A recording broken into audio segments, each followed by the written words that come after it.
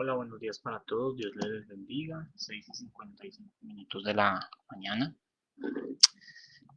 Quisiera iniciar pidiendo disculpas para aquellos que pudieron ver algo de lo que hice ayer.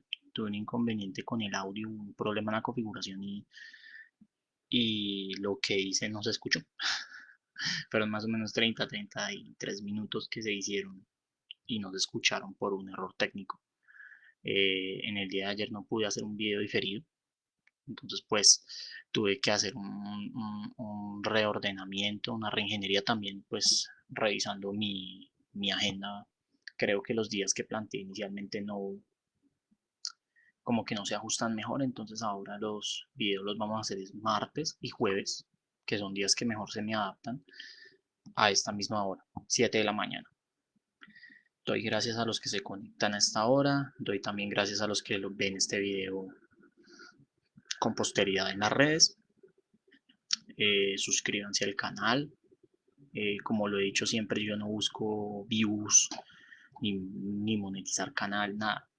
Aquí lo que buscamos es que juntos podamos estudiar las escrituras, tener un tiempo de reflexión, un espacio de reflexión en torno a las escrituras, porque realmente donde encontramos consuelo y vida es en ellas.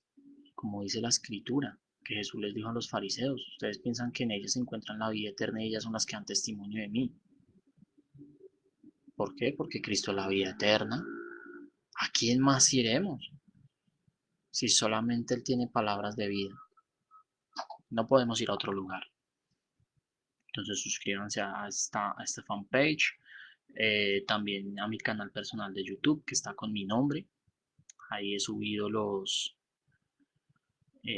videos, más o menos son alrededor de como 80, no los he contado bien, pues son más o menos como unos 80 videos los que hay ahí. Si quieren mirar, si quieren recordar, si quieren eh, ver los estudios de las escrituras que hemos hecho. Y bien, como dice el título y el mensaje de, del día de hoy, vamos a iniciar a estudiar el Sermón del Monte juntos y vamos a, vamos a estar mirando estos capítulos. El Sermón del Monte comprende en el Evangelio de Mateo los capítulos 5, 6 y 7. Pero para poder entender esto hay que entender dos cosas. Primero, el contexto previo y segundo, para quienes se escribió. En este corto espacio vamos a ver el contexto previo a ese discurso que pues como muchos eruditos y estudiosos de la palabra han dicho, el Sermón del Monte es una condensación de la enseñanza de Jesús ese día. Muy probablemente ese discurso fue muchísimo más, pero como bien dice el Evangelio de Juan, las palabras de Cristo fueron tantas que no cabrían los libros para escribirlas. Ellos lo que hicieron fue condensar lo más importante y lo que Dios les dirigió para que fuera dado al pueblo de Dios. Vamos a leer juntos la palabra en esta mañana, pero primero pidámosle al Señor que nos hable. Papito Dios, en esta mañana te damos gracias, un nuevo día más, una nueva bendición más. Te pedimos, Padre Santo, que en esta mañana tu palabra nos hable, que no sean las palabras de Juan, que no sea su pensamiento, sino que sea la escritura la que hable a nuestras vidas. Señor, hoy te pedimos, Dios, que seas tú con gran poder obrando, con gran poder, Señor amado Dios, eh, inspirando, Señor Padre Santo, Dios Todopoderoso, las vidas y los corazones para que sean receptivos a la palabra que se está leyendo, que se va a estudiar el día de hoy. Gracias, Señor, te alabamos, te bendecimos, tu palabra es como espada de doble filo que traspasa las vidas y los corazones, los discierne. Señor, yo te pido que seas tú, Dios Todopoderoso, obrando con gran poder. Tu nombre sea alabado para siempre, quita toda motivación errada y todo pensamiento incorrecto, Señor, y que podamos acercarnos a tu palabra con un corazón dispuesto para la gloria de tu nombre. Gracias, Señor, te damos en el nombre de Jesús. Amén. Queridos amigos, vamos a leer hoy Mateo capítulo 4, desde el versículo 12 hasta el versículo 17. Dice, yo lo voy a leer de la Biblia de las Américas, de la Nueva Biblia de las Américas. Y dice así, cuando Jesús oyó que Juan había sido encarcelado, regresó a Galilea. Saliendo de Nazaret, fue a vivir en Capernaum, que está junto al mar, en la región de Zabulón y Neftalí, para que se cumpliera lo que fue dicho por medio del profeta Isaías cuando dijo, tierra de Zabulón y tierra de Neftalí, camino del mar al otro lado del Jordán, Galilea de los gentiles. El pueblo asentado en tinieblas vio una gran luz, y a los que vivían en región y sombra de muerte, una luz les resplandeció. Desde entonces Jesús comenzó a predicar, arrepiéntanse porque el reino de los cielos se ha acercado. Vemos en este pasaje que eh, Jesús comienza su ministerio una vez Juan fue encarcelado. Previamente nos muestra en el capítulo 3 cómo el Padre testifica acerca de Cristo. El Espíritu Santo viene, se posa sobre él y el Padre dice, este es mi Hijo amado en quien tengo complacencia. Entonces Dios testifica que Jesús es su Hijo, el Cristo, el Salvador del mundo, el Dios Hijo, la segunda persona de la Trinidad. Luego es llevado por el Espíritu al desierto y después de estar 40 días orando, el diablo llega y lo tienta, pero Jesús vence. Así como Adán fue tentado y cayó, Cristo, como cabeza federal de los creyentes, en representación de los creyentes, él fue tentado, pero no cayó y venció a Satanás con la escritura, mientras Adán sí cayó cuando fue tentado. No obedeció el mandato del Señor habiéndole él dado una instrucción clara. Y por esa razón es que nosotros somos pecadores, porque la raza humana cayó con él. Aquí Cristo, para poder libertar a la raza humana, mostró que él no iba a pecar y venció a Satanás porque no cedió ante la tentación. Ahora bien, después de esto, Juan fue encarcelado y Jesús comenzó a predicar. Y predicó no en cualquier lugar. Él no fue directamente ante los rabinos, los fariseos, los expertos de la ley, no. Él fue a una región que era considerada gentil por la mezcla cultural que tenía, por la mezcla de tradiciones que tenía. Y era Galilea. Se asentó en una ciudad llamada Capernaum, que quiere decir casa de misericordia. Y allí empezó a extender su misericordia.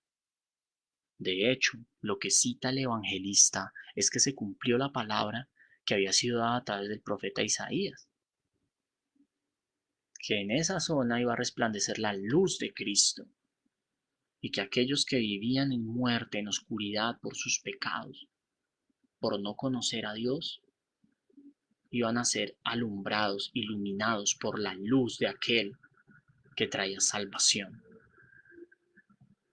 Y esa luz como vino, Cristo, llamando a la gente a arrepentimiento, arrepiéntanse, porque el reino de los cielos se ha acercado.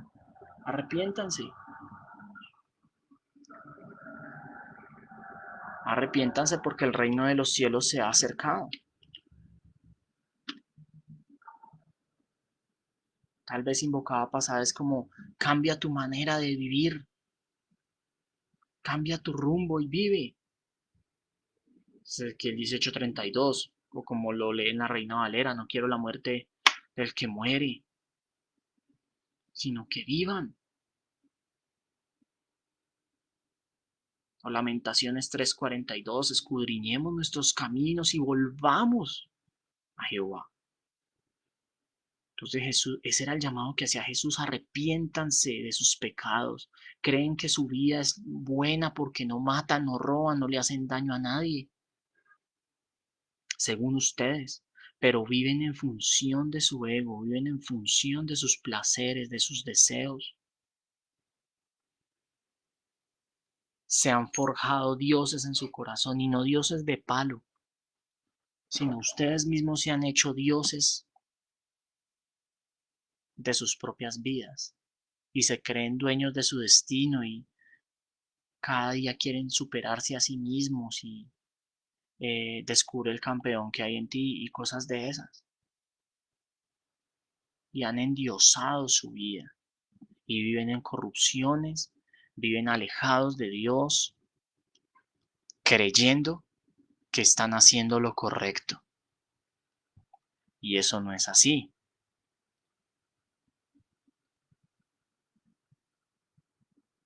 Y eso no es así. Queridos amigos, el llamado que Cristo hizo a estas personas y que nos hace a nosotros es: arrepiéntanse. Más adelante vemos en el contexto que Pedro, él llamó a sus primeros discípulos, Pedro, Andrés, Juan y Jacobo, y que él empezó a sanar a los enfermos. Parte de la luz que él traía era, eh, se manifestó a través de las sanidades físicas, pero porque Jesús era un curandero, no. Si lo vemos en el contexto cultural, para los judíos estar enfermo representaba que la persona estaba en pecado, o que sus padres, sus hermanos estaban en pecado, su familia, y que por eso había recaído una maldición sobre esta persona. Entonces, cuando Jesús sana a los enfermos, Él quiere decir que Él es mucho más poderoso que un simple curandero. Aquel que sana la enfermedad puede sanar el alma, porque al sanar, para los judíos quería decir: hombre, está siendo quitado el pecado. Fue removido el pecado de esta persona. La inmundicia de esta persona fue removida. Entonces, ciertamente, el reino de Dios está entre nosotros. Y eso fue lo que Jesús vino a mostrar: el reino de los cielos se ha acercado. Cristo vino a traer perdón de pecados. Vino a traer salvación y vida eterna. Para ti que me escuchas en esta mañana, que me ves en esta mañana o que me vas a ver más tarde, Cristo vino a traer vida eterna para ti. Cristo vino a traer salvación para ti, para tu alma que tal vez está desesperada, angustiada, que necesita saciarse, necesita ser saciada. A veces nosotros buscamos la satisfacción en cosas que no llenan y pensamos que ahí está la satisfacción, en los placeres físicos, en los hobbies, en el ocio, en la superación personal. Y hay cosas que en sí mismas no son malas, como por ejemplo estudiar, leer, hacer deporte, pero cuando eso se vuelve una obsesión en tu vida y con eso crees que estás llenando tu corazón y que con eso te sientes realizado y pleno, ahí sí hay un problema, porque te estás endiosando, has hecho un ídolo de ti mismo, y el único ser digno de ser adorado es Dios. Y por eso es que estamos alejados de Dios. Adán desobedeció y quiso ser igual a Dios, y por eso fue expulsado del Edén junto con su mujer. Y ese es nuestro gran pecado: queremos ser iguales a Dios. Todos los pecados del mundo se resumen en eso, en que queremos ser iguales a Dios. Y por eso, cuando el Dios verdadero nos habla, nos incomoda y nos molesta. Pero en esta hora yo te digo: Él ha traído misericordia a través de Jesucristo, y por eso dice: arrepentíos, porque el reino de los cielos se ha acercado. Arrepentíos. Yo he venido a traer vida, luz, vida eterna, para que dejes de ser esclavo de tus pasiones, para que dejes de ser esclavo de tus temores, para que dejes de ser esclavo de ti mismo. Y me mires a mí y te des cuenta que yo vine a morir en tu lugar y que vine a darte la vida en abundancia que tú necesitas, que no consiste en riquezas, que no consiste en autosatisfacción, en superación personal, porque Jesús no era un coach de superación personal que hacía charlas TED. Cristo es el Señor y Él vino a liberarte de la esclavitud del pecado, de la esclavitud que te hace correr hacia los placeres del mundo, que te hace correr hacia los deseos malos, hacia eh, los malos deseos de los ojos, la fornicación, el adulterio, la inmundicia, hacia el trago, hacia las drogas, hacia la mentira, hacia el egoísmo, la soberbia, la ira. Él vino a liberarte de eso para que tú puedas caminar una vida junto a Él. Y ese fue el llamado que hizo Jesús antes de dar ese discurso del monte, esa enseñanza del monte. Arrepentíos, porque el reino de los cielos se ha acercado. Querido amigo, querida amiga, si me estás escuchando por primera vez, o aún si me escuchas de hace tiempo, pero sientes que esta palabra te ha hablado y que necesitas arrepentirte, pídele al Espíritu Santo que traiga convicción de pecado a tu vida. Y Él la traerá y Él te mostrará qué es lo que hay malo en ti. Y habrá arrepentimiento en tu corazón. Y Él pondrá también la fe para que veas a Cristo, para que veas que Cristo cargó en la cruz tus pecados y mis pecados y que esa muerte que Él vivió era la que tú y yo merecíamos. Tú y yo éramos dignos de esa muerte realmente, esa horrenda muerte en la cruz. Éramos dignos de ella, pero Él nos redimió, Él pagó el rescate, se hizo a sí mismo el bono de redención para que tú y yo pudiéramos vivir una vida delante del Padre y la comunión con el Padre fuese restaurada y pudiésemos regresar al hogar del cual una vez fuimos expulsados, el Edén, junto con Dios. Ese es el verdadero hogar del pueblo de Dios, estar junto a Él. Y Cristo pagó ese precio, porque la paga del pecado es muerte. Jesús predicaba arrepentidos porque no quería que siguieran muriendo a causa de sus pecados. La paga del pecado es muerte, la separación total de Dios. Mas la dádiva de Dios es vida eterna en Cristo Jesús, Señor nuestro. Jesús los llamaba al arrepentimiento para que dejaran de morir y pudieran acercarse a Él, la fuente de vida eterna, para que sus almas no murieran, sino que estuvieran junto al dador de la vida. Preciados amigos, este es el contexto previo al Sermón del Monte, un llamado al arrepentimiento, un llamado a volver nuestros caminos al Señor.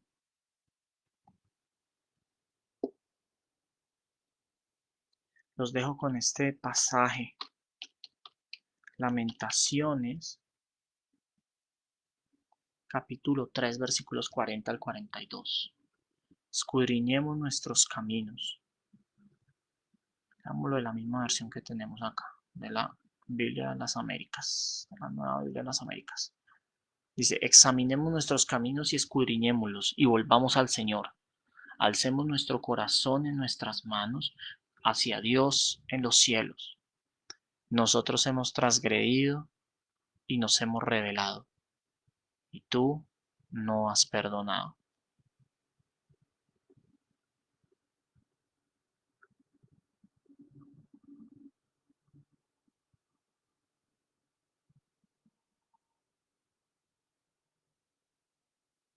Escudriñemos nuestros caminos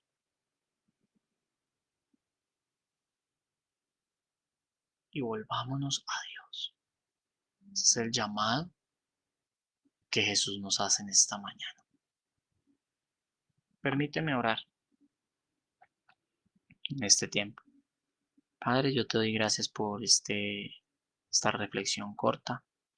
Señor, Yo te pido, Dios Todopoderoso, que tu Espíritu traiga convicción de pecado, justicia y juicio para todos aquellos que escuchan este mensaje, donde quiera que lo escuchen, en cualquier momento que lo escuchen, y que traigas para nosotros la convicción de pecado y un arrepentimiento genuino, Señor, para doblegar nuestro corazón delante de ti y ver la cruz de Cristo, ver allí a Jesús colgado en ese madero, sufriendo el castigo que nosotros debíamos sufrir para darnos vida, vida eterna.